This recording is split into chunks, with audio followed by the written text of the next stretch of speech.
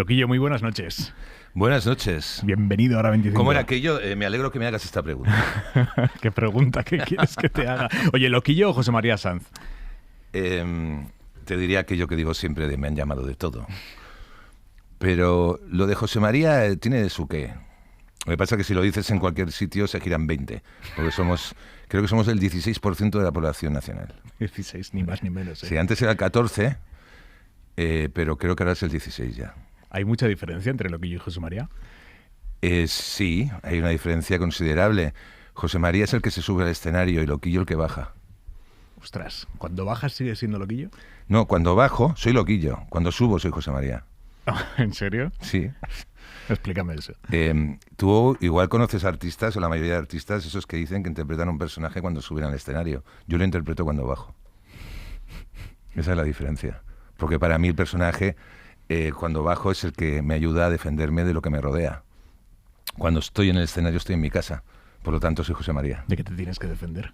Pues sobre todo de lo que significa el mundo exterior. En el sentido de que siempre fui un chico introvertido y solitario, impar, como decía Umbral, hijo único, y por lo tanto soy yo frente al mundo. ¿Sigues siendo introvertido? Sigo siendo introvertido y tímido. ¿Y eso te limita de alguna manera? No, no me limita, me ayuda. Además soy miopia astigmático, que me ayuda más. Lo tienes porque, todo, ¿eh? Porque entonces no veo una mierda. Y entonces, ¿en qué borde es el tipo este? Digo, estupendo. ¿Te pasa mucho? Sí, no, es que es es que es muy importante. A mí me gusta la gente borde. Y lo digo con toda la sinceridad del mundo. Porque no me gusta la gente fácil. No me gusta la gente que abre su corazón de golpe. No me gusta la gente que te lo entrega todo de golpe. O sea, creo que hay un proceso en todo. Y hay que ganarse la confianza, hay que ganarse la amistad, hay que ganarse unos valores y hay que ganarse una serie de cosas que para mí, de entrada, no merece nadie que se ponga delante tuyo y se crea que es amigo tuyo de toda la vida, ¿no? Pero exigís mucho esfuerzo los bordes, ¿eh? Sí, bueno, pues es que valemos la pena. ¿Tienes muchos amigos? Yo te diría que vengo con los amigos puestos, aunque la frase ya sabemos la última, no queda muy bien, pero van conmigo, sería la palabra exacta. Los amigos van conmigo. Y mis amigos siguen siendo los del principio. Entonces yo dentro de la música es que no es que no tenga, es que no hay.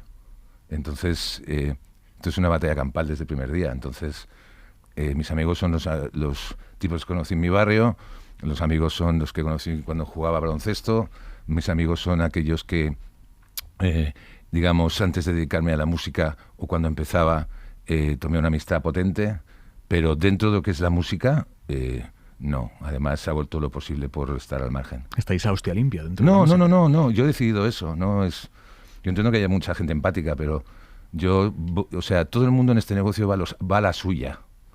Va a la suya y yo voy a la mía. ¿Qué aprendiste del baloncesto que apliques en la vida? Muy fácil. El baloncesto es un deporte individual que se juega en equipo. Por lo tanto, yo soy individualista nato, germánico, no británico, y en ese sentido estoy en una contradicción constante. ¿Qué quiere decir eso? Quiere decir que mantengo las posturas individuales, pero mi trabajo es colectivo, porque en mi trabajo intervienen compositores, músicos, arreglistas, productores, etcétera. Por lo tanto, yo solo no podría hacerlo, con amigos sí. En mi banda no hay mercenarios, tan solo tropas que pelean a diario. Sí. Ese es tu equipo.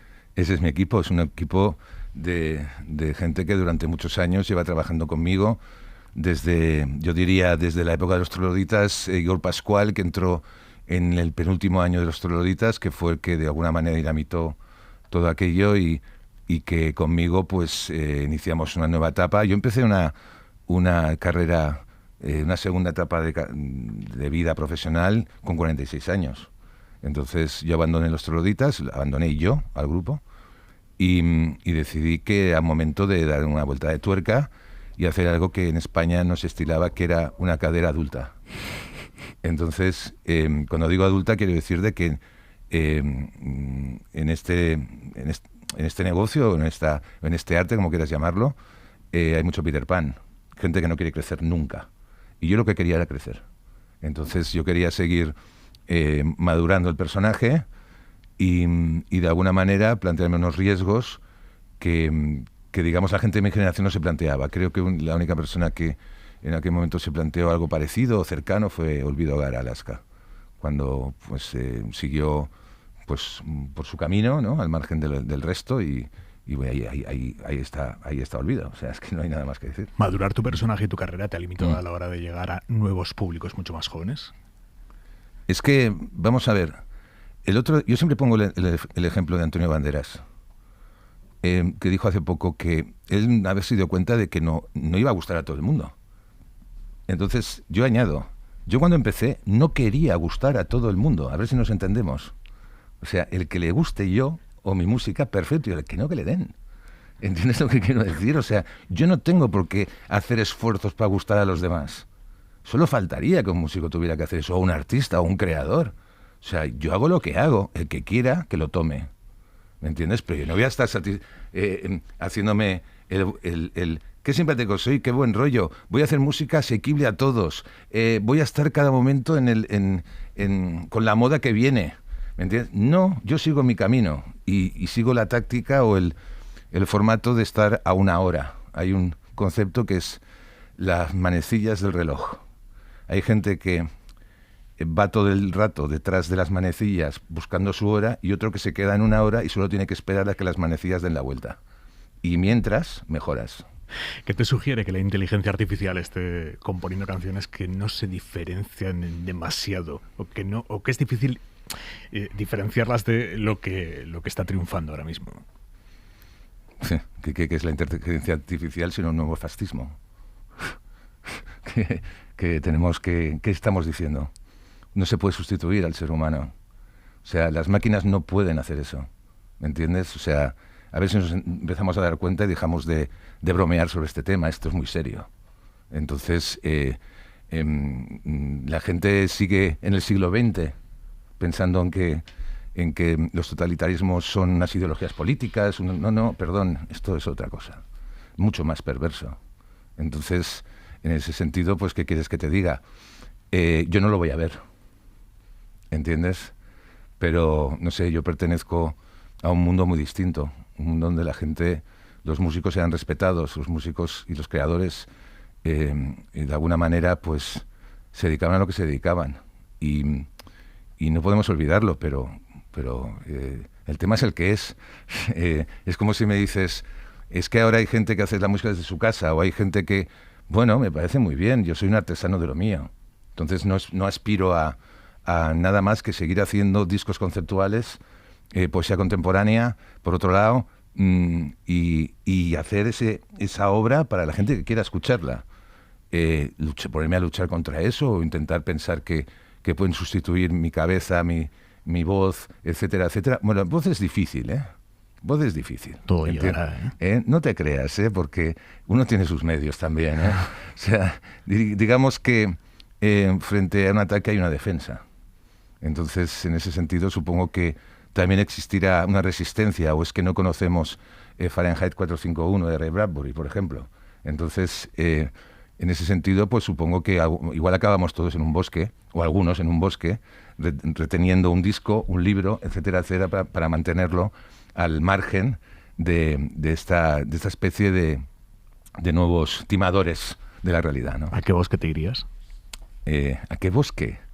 Hombre, esto es interesante porque hay una frase que siempre me recuerdan que dije una vez que yo soy muy, muy ecologista porque nunca voy al bosque.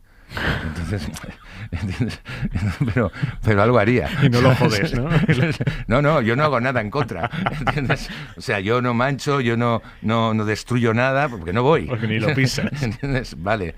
Eso sí, es una buena broma, pero está bien. Pero volviendo a lo que estábamos hablando, yo te diría que no es que sea preocupante, no hagamos broma con esto, porque esto es muy serio. Oye, has hablado en pasado de aquel mundo en el que se respetaba a los artistas. ¿En serio? Sí, porque al menos los artistas tenían cojones. ¿Sabes lo que te quiero decir? No mucho. Bueno, pues que, no sé, yo vengo del punk. Entonces, y el punk coincidió aquí con la transición. Entonces, los artistas los tenían muy bien puestos entonces, tanto los músicos de rock, que se enfrentaban a una situación muy difícil, y pongo el caso, pues, digamos, la generación anterior a la mía, como puede ser la de Rosendo, Ramoncín, Santiago Serón, Kiko Veneno, por poner una serie de ejemplos, ¿no? Y después los cantautores que también hacían su trabajo, ¿no? Entonces yo he crecido con esa dinámica y les he visto moverse, enfrentarse, luchar por sus derechos, hablar de la realidad, tomar partido si hacía falta, comprometerse. Claro, yo he crecido con esa dinámica, entonces sigo creyendo, pensando que los creadores, no quiero hablar por todos, Dios me libre, pero creo que hay algo que se nos tiene que tomar en cuenta, que es que debemos seguir diciendo y pensando lo que queremos. Y no podemos cortarnos ni autocensurarnos, por más que pese a algunos. Y a pesar de que muchos compañeros de profesión hayan hecho de eso un modo de vida, el autocensurarse. ¿Tú no te cortas en nada? Tengo 62 años, ¿de qué tengo que cortarme? Solo faltaría, ¿entiendes lo que quiero decir? Solo faltaría. Y por otro lado, porque insisto, que yo sé de dónde vengo y sé de dónde viene este país. Entonces, por mucho que se nos diga ahora que en la transición había más libertades, digo, ¿qué? ¿Quién lo dice eso? Que me lo presenten. Que le voy a recordar una serie de datos, del 73 al 78, por ejemplo. Y no voy a llegar más, o quizás 79. Solo una serie de datos, a ver si éramos más libres entonces. ¿Y por qué crees que cuaja ese mensaje? Porque es el lenguaje que interesa. Claro. ¿A quién? Vamos a ver, ¿sabes aquello que se decía siempre, que el mayor invento del diablo fue hacer creer a todo el mundo que no existía? ¿No? Bueno, también el mayor invento de la dictadura puede ser hacernos creer que no existe. Me río de las tendencias, me río de los profetas, me río de las estrellas, me río de las cadenas. Hostia, te ríes de todo el mundo, macho. Bueno, es una buena canción de Igor Pascual. Creo que toma el pulso al personaje de una manera bastante cínica y bastante, llamémosle, sí, con el sentido de un sentido de humor muy ácido, que está bien en los tiempos que corren. Estás de gira ahora mismo, tienes por delante Murcia, Jaén, Madrid, en el Parque Tierno Galván, el 17 de junio, Valladolid. ¿Qué se encuentra el público en esta gira? Al público hay que darle lo que quiere. ¿Siempre? Es que el público siempre tiene razón. Y cuando digo eso quiero decir que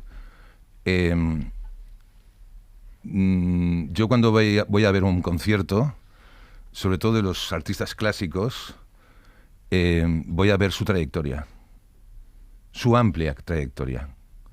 Y yo creo que tienes que ser muy consciente de ello. Después cuando presentas un disco, evidentemente lo haces de otra manera.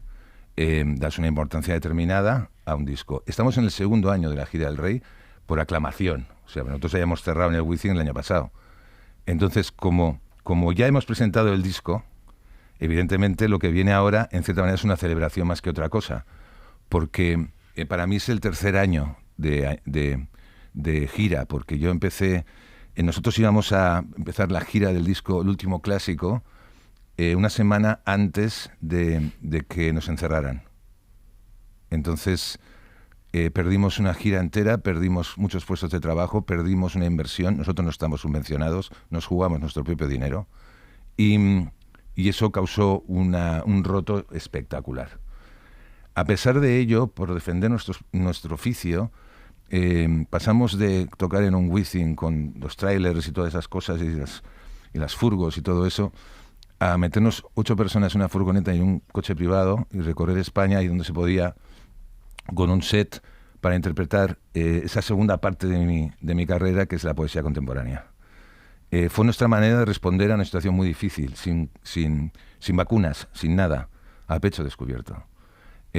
Apoyando a los promotores que intentaban sacar adelante una pequeña programación cultural. No nos olvidemos que esto pasó hace 3 años. Y a ayuntamientos muy valientes que también intentaron, en medio de la oscuridad, una luz. Mientras el gobierno, por ejemplo, hacía una campaña en favor de la cultura segura, en los presidentes autonómicos, cada fin de semana, iban aforando cada vez más todos los lugares donde se practicaba cultura. El teatro, el cine, la música. Eso fue muy fuerte. Nosotros hemos vivido eso y lo podemos contar. En el segundo año, ya con la gente que podía entrar y sentarse y no levantarse, y no levantarse, pudimos armar una pequeña gira con la banda de rock. Muy, muy pequeña, pero la conseguimos armar. Porque para nosotros era muy importante no retirarnos y demostrar que la cultura seguía viva. Muy a pesar de que muchos compañeros de profesión de gran nivel tomaron la decisión de callarse. Y yo creo que en ese momento había que haber dicho algo. Porque tanto en Francia como en Inglaterra como en Alemania, los estados ayudaron a la cultura en el momento más difícil. Y aquí ya sabes lo que ocurrió. Ese fue el segundo año. Conseguimos volver a llenar el Within Center y fuimos una primera banda de rock que consiguió que el Within Center fuera abierto sin estar sentados. Los primeros. Claro, después vino la salida del disco Diario de una tregua, que en cierto modo tiene mucho que ver con todo lo que nos ocurrió. Y el año pasado nos dedicamos a reconquistar el público, porque como tú ya sabes, a principios de año el público no estaba mucho por la labor de ir a los conciertos porque todavía había mucho miedo. Entonces hubo que picar piedra para que cada mes fuera cada vez más gente a los escenarios y se volviera a normalizar este oficio. Muy bien, como ya se ha normalizado, ahora todos vuelven. Entonces, pero es que nosotros hemos estado desde el primer día.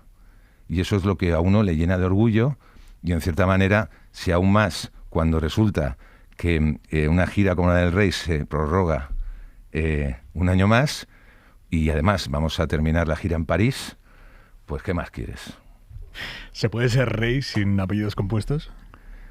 Bueno, es que no sé si nuestros oyentes, no sé qué lugar de España nos escuchan, pero en mi barrio, en el barrio del Clot, en Barcelona, en catalán, mi madre siempre me llamaba Rey y era algo que cuando yo iba al mercado a comprar cualquier cosa para mi madre, pues a mí me llamaban Rey. Era algo muy normal, es llamémosle, un adjetivo, si quieres, cariñoso a los niños, al rey de la casa. Supongo en cada comunidad se dirá de una manera, ¿no? En mi caso era así, entonces no deja de ser eso, el rey de la casa. Tú que llevas toda la vida en los escenarios, ¿cómo han cambiado los conciertos? Más allá de este paréntesis que me has contado de la pandemia, que lo puso todo patas arriba, sí. Pero un concierto hoy, en comparación con lo que era un concierto en el 95, yo qué sé, ¿en qué ha cambiado? Bueno, afortunadamente hoy tenemos una pequeña ley del Estatuto del Creador, que todavía no está desarrollada del todo. Todavía faltan muchas cosas, sobre todo lo que tiene que ver por la parte económica. Eso falta por resolver. Porque lo que no puede ser es que un creador, si tiene un año bueno y después tiene que crear y grabar o hacer un guión de una obra de teatro y después estrenar, pues lo que no puede ser es que hace los 2 años que está en blanco. Eso en el resto de Europa está más que claro, pero aquí todavía no. Eso es lo que nos falta. ¿Cuál te parecería una solución justa? Hombre, no soy abogado, no te lo sabría decir, soy bastante ignorante en estos términos, pero lo que hay que equilibrar con Europa lo que pasa. Igual que la ley de mecenazgo, que afortunadamente vamos avanzando en eso, ¿no? No puede ser que la cultura esté subvencionada siempre por el Estado. O sea, es importante que se abran nuevas vías y que, si te fijas en los sponsors ahora mismo, tanto en los festivales de cine como en los festivales de rock, etcétera, etcétera, hay sponsors de todo tipo. O sea, es normal, pero no tiene por qué ser el Estado el que esté pagando siempre. Entonces, hay que buscar fórmulas de financiación y el propio artista también las busca, ¿no? Y tiene que buscarse la vida, ¿no? Entonces, en ese sentido, queda todavía un trabajo que hacer. Y eso antes no existía ni se pensaba. O sea, directamente los que vivimos de esto, de la creación o que es nuestro oficio, siempre hemos estado, pues, como, bueno, o sea, es que no son los 4 nombres, es que hay mucha gente que trabaja en eso. Yo genero 27 puestos de trabajo con 27 familias. Entonces, yo me siento muy orgulloso de eso, de generar esos puestos de trabajo. Lo único que pido es que al menos se tenga en consideración lo que se está haciendo, porque también genera puestos de trabajo alternativos. Y sobre todo lo que significa cuando un artista como yo llega a un lugar determinado y en lo que significan restaurantes, hoteles, etcétera, etcétera. O sea, es que generamos riqueza. Entonces, todo eso tiene que medirse mucho y se tiene que entender. Pues hace 20 años era muy difícil demostrar que tú, si tenías un cachet, pues ese cachet tú lo cogías y te lo metías en el bolsillo. O sea, nadie pensaba que habían 20 personas en producción o que había un grupo que tocaba, que también cobraban. O sea, es que hemos avanzado, sin duda, pero todavía queda mucho trabajo. Con esto de la sponsorización, ¿te sentirías cómodo con una gira, por ejemplo, la gira El Rey, by Samsung, by Tanqueray? A mí Guy Mercader me dijo una vez que pague otro. Deduzco que sí, entonces. O sea, yo no, vamos, ves, creo que las sponsorizaciones están en el mundo del deporte, están en todas partes. Y lo que sí que te diría es que también está en los medios de comunicación como aquí, o sea, es algo, son las reglas del juego, es el fair play, cada uno. Lo que no está bien, creo yo, es que le pidamos al Estado que encima nos dé ¿sabes lo que te quiero decir? ¿Por qué? No sé, creo que el Estado está para otras cosas. Entonces lo que pienso básicamente es eso, y además me parece algo de lo más normal. O sea, búscate la vida, tío. O sea, ¿Qué concierto tuyo recuerdas como un concierto puramente imperial? Para mí, imperial, te diría Aranda de Duero, Sonorama, año 2020, 125 personas a las 6 de la tarde con una cigüeña en un campanario en el primer concierto de la gira de pandemia. Eso es lo más grande que he hecho en mi vida. Explícate, 125 personas. Sí, en el peor momento y en la peor situación. Eso, no sé, a mí me educaron a que un hombre se vestía por los pies. Entonces, en el peor momento y en la peor situación, una serie de personas cogieron la carretera y se pusieron ahí en un escenario y hicieron un concierto para las 125 personas que se atrevieron a venir. Y eso es mucho más grande que llenar un Wizzing, y te lo digo con todo el corazón. Cuando bajaste del escenario y hablaste con Javier Ajenjo, el capo del Sonorama, sí, ¿qué os dijisteis después de ese concierto? Pues nos fuimos a su bar. ¿A cuál de ellos? ¿A cuál de ellos? A que no nos veían. ¿Entiendes? Entonces, eso ha sido lo más grande. Y sin duda el momento en que en el Wizzing abrimos con las calles de Madrid, el primer día en que en el Wizzing la gente podía estar de pie. O sea, con una banda de rock española. Eso también fue un momento de una energía y además con esa canción tan emblemática, Las calles de Madrid, compuesta por Sabino Bénez en el año 83, y que es una maravilla de tema. Eso fue muy potente. Eso, de verdad que es todo lo que habíamos contenido, todo aquello por lo que habíamos pasado, ahí se liberó. O sea, veo que la pandemia te marcó muchísimo. A todos. Todos hemos salido un poco tarados de todo esto, de una manera o de otra. Algunos más y otros menos. Y otros menos. Pero esto es así, y hay que aceptarlo, y es como es. Quizás para unos no tenemos todavía, creo, lo que va a alterar nuestra vivencia, nuestro cerebro y nuestro físico en los próximos años con lo que hemos vivido. Lo tengo claro, lo tengo clarísimo. ¿Y tu música la ha cambiado de alguna manera? En 3 años en 3 años he hecho, o sea, el último clásico, Diario de una tregua, con Gabriel Sopeña, La vida es de los que arriesgan, en directo, y he terminado la semana pasada de grabar el nuevo disco de poesía contemporánea dedicado a Julio Martínez Mesanza, que será, que verá la luz el año que viene y que dará juego a una gira de teatros, evidentemente dedicada a la poesía contemporánea, porque yo no voy a los teatros a hacer esto de la acústica, ¿sabes? Y vas con tu repertorio y lo llevas con una acústica y una zambomba, y ¿sabes? No, perdón, a un teatro se va a otra cosa, ¿entiendes? A un teatro se va a hacer teatro, ¿me entiendes? O sea, a mí me parece una forma de banalizar el teatro, el que va pensando que un teatro sirve para eso. Entonces, un teatro es algo muy grande. Entonces, en ese sentido, volver al teatro para mí, hacer una gira de teatros desde hace 8 años que no hago ninguna, con todos mis discos de poesía contemporánea, pues va a ser un momento de break importante, y por otro lado también donde voy a aprender, porque yo en el teatro aprendo. Es el sitio donde aprendo.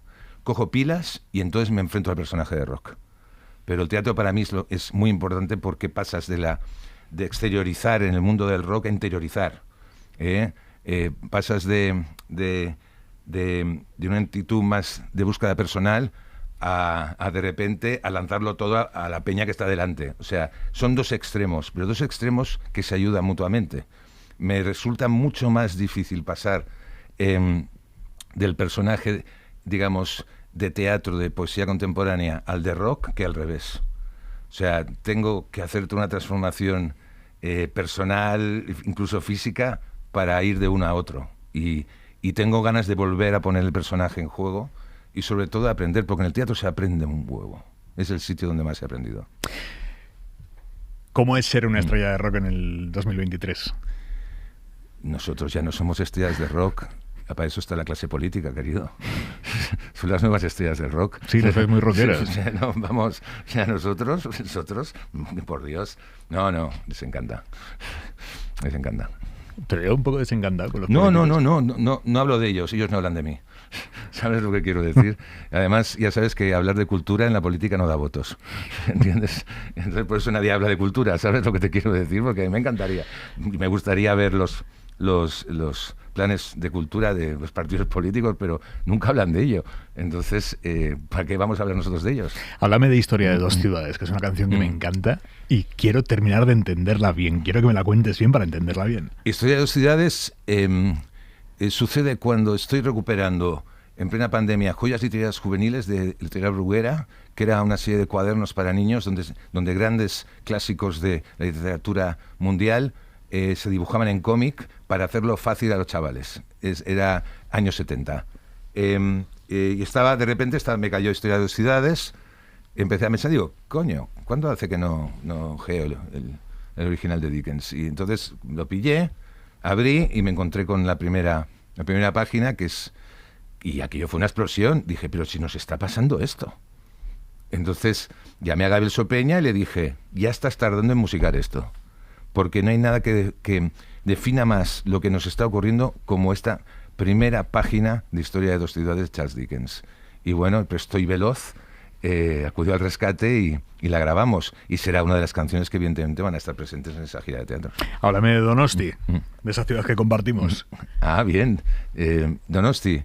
Donosti, pues me va muy bien y me ha ido muy bien. Primero yo me fui de Barcelona creo que en el 2003, en 2004 creo, 2004, 2005, porque me quedé sin trabajo, primero, por la situación política, que no favorecía nada, y tercero, pues porque era un disidente. Entonces los disidentes estamos como que muy mal vistos, ¿no? ¿Disidente de qué? De todo. Entonces, no soy un artista fácil, pero es que pertenezco a una generación de artistas que no son fáciles. Entonces, la sumisión no es lo mío. Entonces, en ese sentido necesitaba irme a otro sitio. Y mi compañera Susana, pues merecía también girar la vuelta. O sea, si había estado una parte importante de su vida en Barcelona, me tocaba a mí también irme a Donosti. Eso era el equilibrio perfecto, ¿no? Y por otro lado, porque creíamos los dos que nuestro hijo iba a vivir mucho mejor en Donosti, y por familia y por una serie de cosas. Dices en La mafia del baile, dice, baja a los rincones de tu ciudad. ¿Cuáles son los rincones de tu ciudad? ¿Cuáles son los rincones de mi ciudad? Bueno, yo tengo que decir que cuando tengo que perderme, viajo a Barcelona sin que nadie lo sepa y me pierdo. ¿Entiendes? Entonces, gracias a la vida, tengo unos amigos que tienen mucho poderío en el sentido callejero, y en ese sentido, pues, puedo perderme, olvidar lo que tenga que olvidar, ir al psiquiatra, sin ir al psiquiatra, y al cabo de unos días volver a Donosti en perfecto estado de revista. Pero tú te puedes perder, ¿de verdad? Sí, claro. Hombre, ahora menos porque, digamos que con 2 horas de escenario, uno tiene que tener una formación física absoluta y del más alto nivel, y de hecho se ha comprobado después de una lesión que he tenido, una fractura de peroné y un ligamento deltoide también, y gracias al doctor Vega, del equipo de doctor Vega, del doctor Tramullas en Barcelona, he recuperado en 2 meses, algo que es bastante magnífico para alguien de 60 años. Entonces, y he llegado justo a recuperación al inicio de gira. y he estado 2 meses pues machacando mañana y tarde y recuperando pues el pie para volver a estar al 100%, que es lo que tengo que ser. En una gira como esta, cuando bajas del escenario, ¿piensas uno más o uno menos?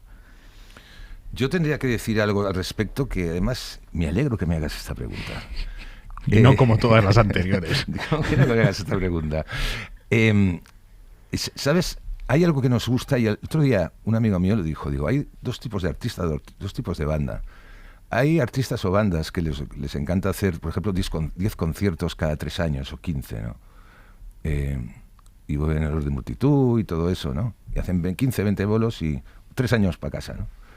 Nosotros es que no podemos. A mí me encanta subirme al escenario. Es un oficio que me apasiona. Me gusta la actitud y la energía y la entrega es igual en el Wiggin Center o en Manzanares. Es igual.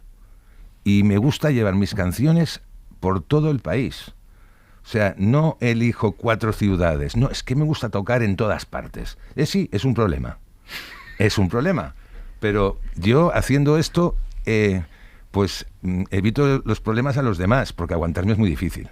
¿Sabes lo que lo tienes asumido. Lo tengo muy asumido. Pero a mí me dices, ¿que eres feliz? Y en esto digo, completamente. No necesito más que tocar en una banda de rock and roll y recorrer mi país, que amo, y los lugares de donde me llegan del resto del mundo. Entonces, de verdad, es que no necesito nada más. O sea, que eres el sueño de los promotores. Sí. Y además admiro a Bob Dylan no solamente por su trayectoria, aparte porque generacionalmente me toca, sino porque lo de la gira que nunca se acaba, le hicieron para mí. O sea, es que yo entiendo a Bob Dylan porque piensa, el mundo que hay ahí fuera, ¿qué es? Con perdón, una mierda, ¿no? Pues yo me dedico a tocar, que es donde soy feliz en el escenario, hago feliz a la gente y no doy el coñazo a nadie. Perfecto. Tengo que decirte que me ponen los pelos de punta Voluntad de Bien, que es un jodido himno. Tiene un punto de melodía militar con una letra puramente emocional de despedida. Dice, dejadme morir, morir en pie, dejadme morir, dejadme vivir, dejadme brindar, dejadme beber, dadme de beber. ¿Por quién o por qué sería ese último brindis? Bueno, esta es una canción que cierra el disco Diario de una tregua y que avanza lo que viene. Está puesta ahí, en ese lugar del disco, porque dice muchas cosas. Porque esa canción se hizo en un momento en que a mí se me diagnosticó una enfermedad grave en el cuello. Y me dieron la opción de operarme y yo dije que no. Entonces le dije a Sabino la situación y le dije, esto dura hasta lo que dure. Y compuso este tema. Y evidentemente él recogió toda la influencia mía de la chanson, de Aznavour, de Montand, de Brel, y la colocó en una canción de una manera magistral. Y será otra de las canciones que evidentemente van a girar en la gira de poetas, ¿entiendes? Entonces, para mí, a nivel emocional, es la canción más importante del disco, para mí. ¿Cómo estás de lo del cuello? Me has dejado preocupado. ¿Cómo estoy? Bueno, de momento estoy bien, pero no... Es que no hago planes por adelantado desde hace algunos años, entonces, en ese sentido, disfruto de la vida, intento hacer feliz a los demás y sobre todo amo la música porque es lo que me hace vivir y estar vivo. Entonces espero que todo vaya por la buena senda y todo esto se resuelva. Pero insisto, creo que no tiene que vivir esto con mucha dignidad, ¿sabes lo que te quiero decir? Y yo tengo un ejemplo en casa, ¿no? Vivo con una persona que lleva 12 años luchando contra el cáncer. Entonces yo nunca me he escondido porque si tengo que buscar un ejemplo de actitud, de valentía, de enfrentarte a los elementos, lo tengo en mi casa. Entonces, eso da mucho coraje. Cerramos la entrevista con Voluntad de Bien, ¿te parece? Me parece excelente. Buen gusto. Loquillo, muchísimas gracias. Salud y buenas noches a todos.